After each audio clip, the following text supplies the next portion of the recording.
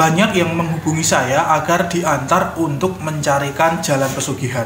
Namun semua saya tolak. Selain juru kuncinya itu tidak boleh saya membawa orang ke sana, ada hal lain yang juga tidak mereka ketahui, yaitu keadaan ataupun situasi ketika pelaku pesugihan tersebut sudah meninggal dunia. Begitu pula keadaan orang-orang yang menjadi korban ataupun yang menjadi tumbal pesugihan tersebut. Saya akan jelaskan semuanya pada video ini. Silahkan Anda simak dan renungkan baik-baik.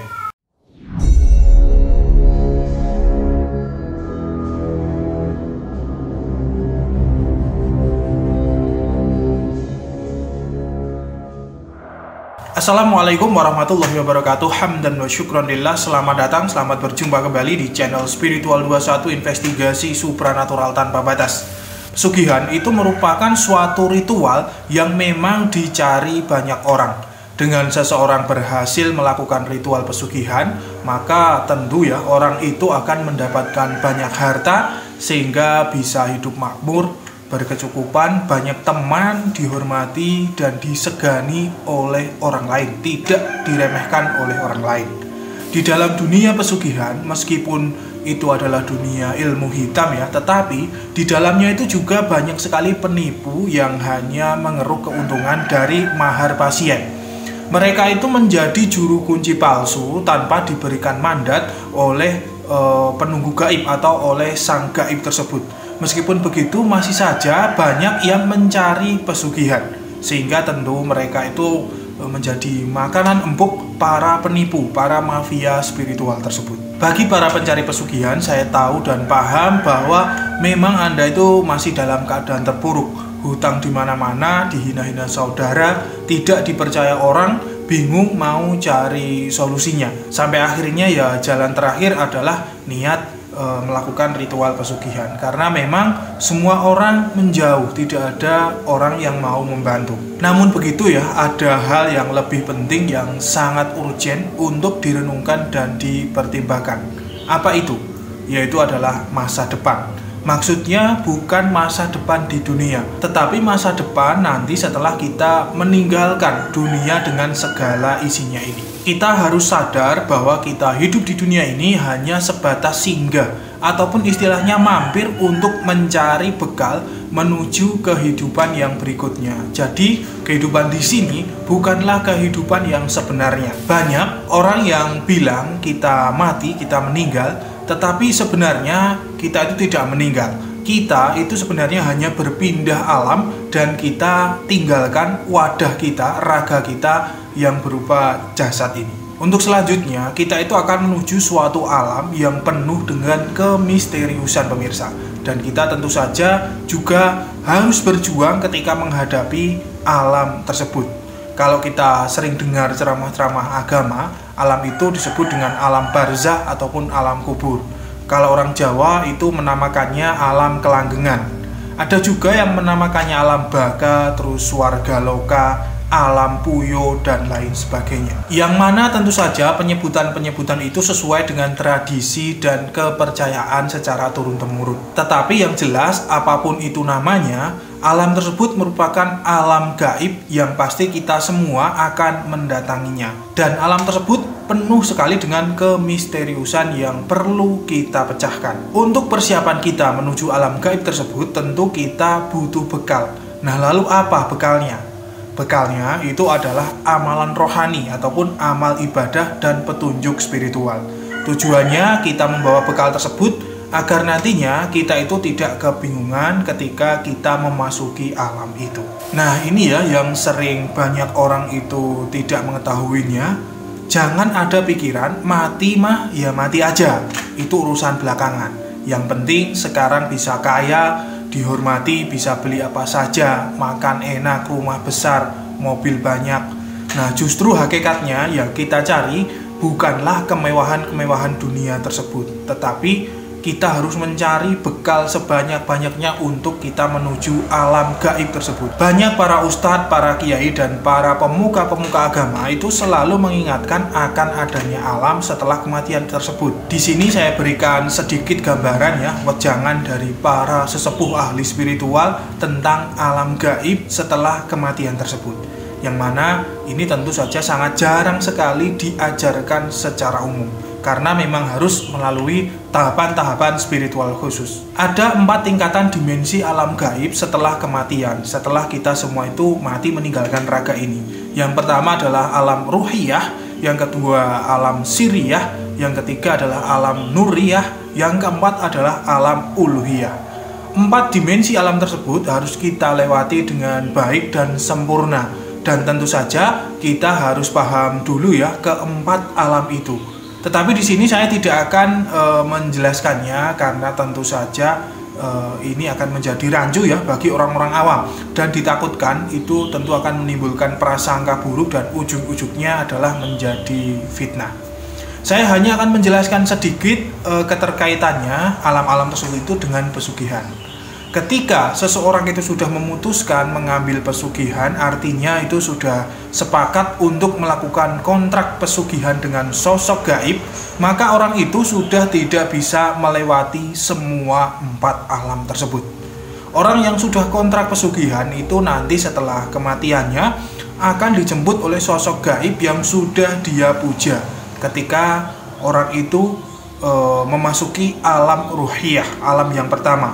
Atau kalau lolos di alam ruhiyah, maka ketika masuk alam siriyah itu sudah pasti dihadang di sana. Roh orang tersebut itu akan dibawa menuju alam dimensi lain, yaitu dimensi alam jin.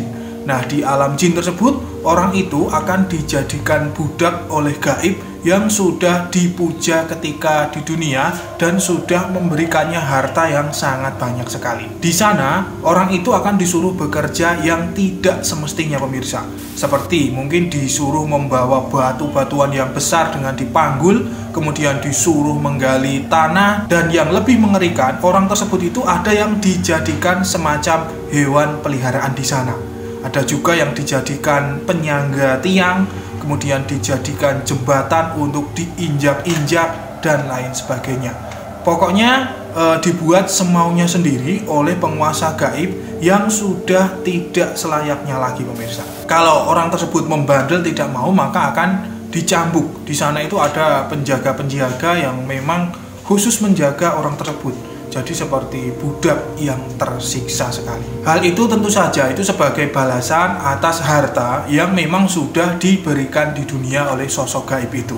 Kalau kita logikakan ya, tentu nggak akan mungkin para gaib itu memberikan harta yang begitu sangat banyak itu secara cuma-cuma tanpa adanya imbalan apapun. Nah, jadi konsepnya begini, kita diberikan harta yang banyak sekali, tiada batas mungkin oleh sosok gaib pesugihan tersebut, tanpa perlu kita bekerja keras, tanpa kita perlu bekerja apapun di dunia ini ya. Tetapi nanti kita akan bekerja keras itu ketika kita sudah dipanggil oleh sosok gaib tersebut. Seperti yang sudah saya jelaskan tadi, yaitu akan dijadikan budak, bekerja yang tidak selayaknya ya, sangat tersiksa sekali di sana.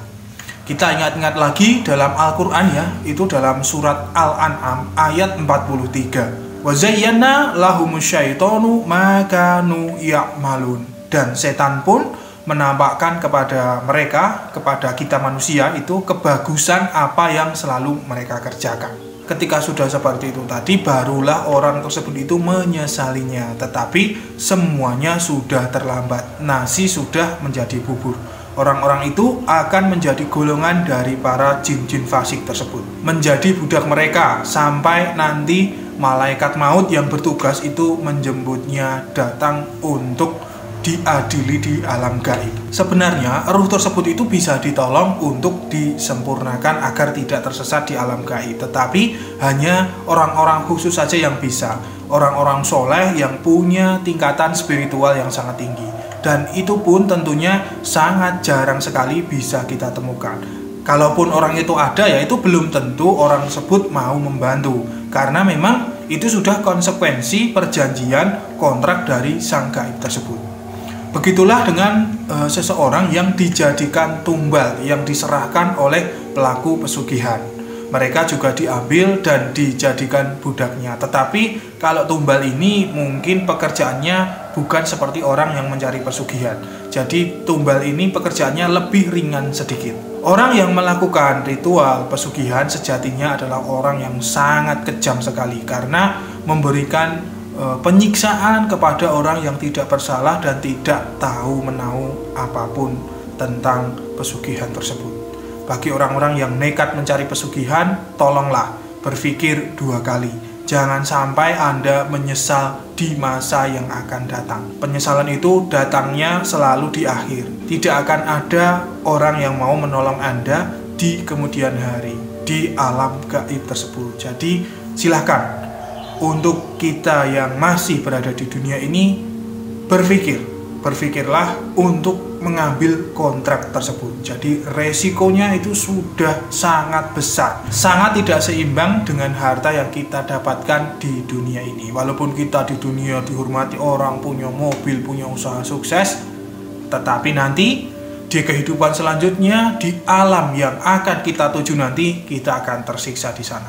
Dan ini bagi yang sudah terlanjur menjalani kontrak pesugihan, mohon maaf, kami tidak bisa menolong Anda. Kami hanya bisa memberi saran, kalau seandainya kontrak tersebut bisa diakhiri, ya segera diakhiri saja. Kekayaan habis, tidak ada masalah. Silahkan bekerjalah sesuai dengan sunnatullah. Jadi kita bekerja, kita mendapat uang selayaknya seperti kita manusia biasa. Kalau tidak bisa, ya itu sudah resiko yang harus ditanggung oleh pelaku pesugihan. Tetapi silahkan berusaha untuk mencari orang yang memang benar-benar soleh, benar-benar orang baik, yang memang derajat spiritualnya tinggi. Siapa tahu bisa menolong Anda. Kesimpulannya, silahkan pertimbangkan baik-baik ketika Anda mencari sebuah pesugihan.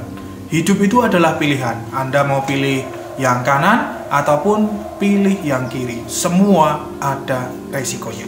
Saya Pati Nur Alam undur diri. Subhanakallahumma wa bihamdika asyhadu an la ilaha illa anta astaghfiruka wa atubu ilaik. Alhamdulillahirabbil alamin. Wassalamualaikum warahmatullahi wabarakatuh. Akan selalu ada misteri di dunia ini. Salam spiritual.